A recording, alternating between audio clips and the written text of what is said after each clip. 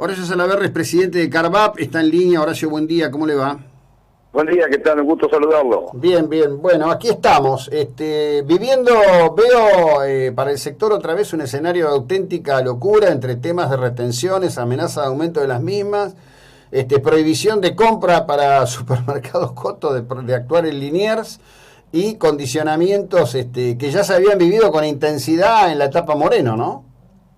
Sí, lamentablemente, aparentemente han surgido nuevamente esas prácticas, es la información que nosotros tenemos, que ha habido de alguna manera esas que se denominan llamadas telefónicas, ¿no?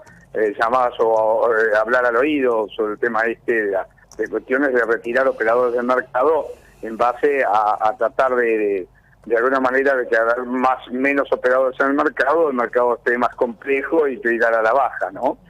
Esto ya lo hemos vivido, el tema de retenciones, por supuesto, el tema de cupos, el tema de prohibición de exportación de carne, se vivió allá entre el 2006 y el 2010 y provocó alrededor de 11 millones y medio de cabezas menos en el país, se perdieron casi 11.000 puestos de trabajo y 120 frigoríficos, 125 frigoríficos fueron cerrados, ¿no? Y la carne después de todo eso aumentó el 220%, o sea, realmente son ideas que han fracasado en el pasado, que no tienen ningún sustento para mantenerse hoy vigentes, pero bueno, lamentablemente es como vivir algunos déjà vu nuevamente, ¿verdad? Sí, qué absurdo, porque digamos, con todo el trabajo que se hizo para abrir los mercados en China, para abrir mercados en Japón, con las posibilidades que esto tiene en términos del valor al que se puede comerciar, volver a mantener una presión de estas características, pero además por otro lado me dicen, no sé si usted tendrá alguna experiencia personal, estimo que no, que el trato que dan tanto Paula Español como una colaboradora de ella, que creo que es de apellido Golver, con el empresariado es realmente vergonzoso, ¿no? Un vocabulario absolutamente inadecuado y además de un vocabulario absolutamente inadecuado, digamos, una actitud patoteril todo el tiempo. Sí, yo no he tenido en lo personal y del sector no tenemos, digamos, de alguna manera ella pertenece al comercio interior, así que básicamente no tenemos contacto, no sabría decir eso, pero en realidad en sus declaraciones, el otro día cuando declara respecto de las retenciones, dice no me va a temblar el pulso para colocar retenciones, lo hace de alguna manera amenazante, creo que no son la manera de hacer las cosas.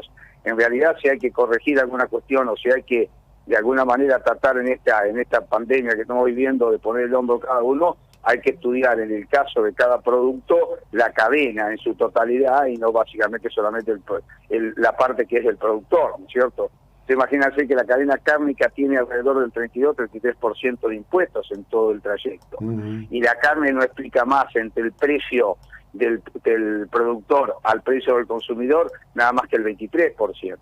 Entonces yo creo que si hay que revisar algo, hay que revisar todo. Argentina tiene una presión tributaria muy alta, sí, y básicamente sobre los alimentos del 21%, es una de las más altas del mundo.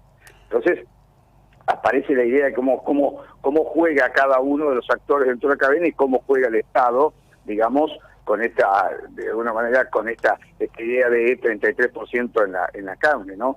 Imagínense que la carne hoy está básicamente de seguirse en los niveles que estamos de exportación, son alrededor de 3.000 millones de dólares que al país le ingresarían, y en eso inclusive tienen 9% de retenciones, así que andaría más de 200 y pico, 300 millones de dólares que el Estado recaudaría también, ¿no?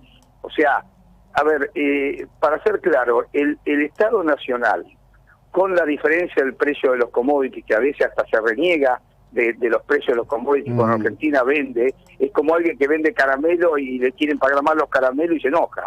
Es una cosa increíble. Argentina va a recibir, por diferencia de valor nomás, 2.740 millones de dólares más.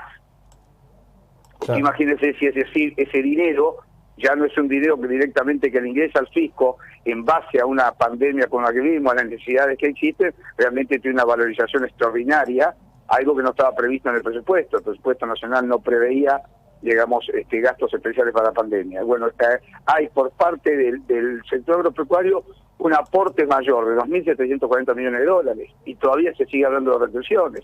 Realmente es increíble. Bueno, sí, es increíble, pero lo cierto es que ocurre y lo cierto es que, bueno, tiene que ver en definitiva con una obsesión ideológica, ¿no? están formados en un criterio de control estatal de claro signo marxista.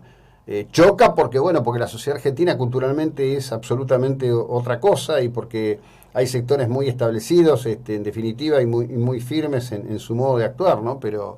Es que además ha sido un fracaso. Yo no entiendo cómo se puede mantener. Mire, si hubo un fracaso estruendoso en el siglo XX, ha sido claramente el comunismo y la idea del estatismo. En realidad fue un fracaso social, económico y político.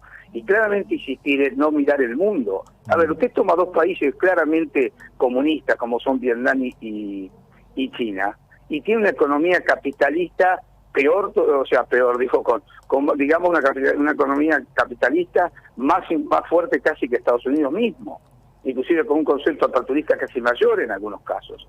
Y entonces, es no mirar al mundo, no darse cuenta por dónde va y no darse cuenta cuál es la interacción que necesita el mundo entre su economía y más los países como el nuestro, que están insertos en el mundo de los alimentos claramente como un exportador.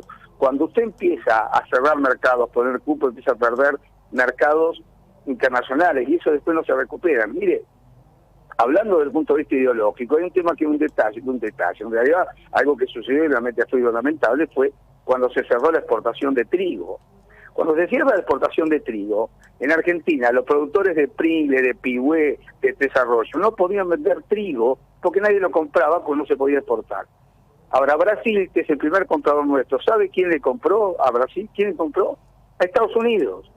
O sea, claramente los productores del estado de Oregon vendían el trigo que no podían vender los de Pringle, los de Pigüé o los de Tres Arroyos. Y eso es ideología en su momento, es beneficiar a alguien que supuestamente se lo denota desde el punto de vista ideológico. Entonces, no hay criterios ni claros respecto a esa situación. Sí, por supuesto. Esto es, digamos, está tan sobre la mesa que a veces es increíble que haya que estar discutiéndolo, ¿no? Pero bueno, en ese círculo enfermo nos tienen de alguna manera no, nos tienen a todos adentro. En fin. Desde ya muchas gracias, buena jornada, muy amable. Al contrario, que ande muy bien, gracias por su llamada. Bueno, por favor, bien, seguimos. Horacio Salaverry, presidente de Carvap.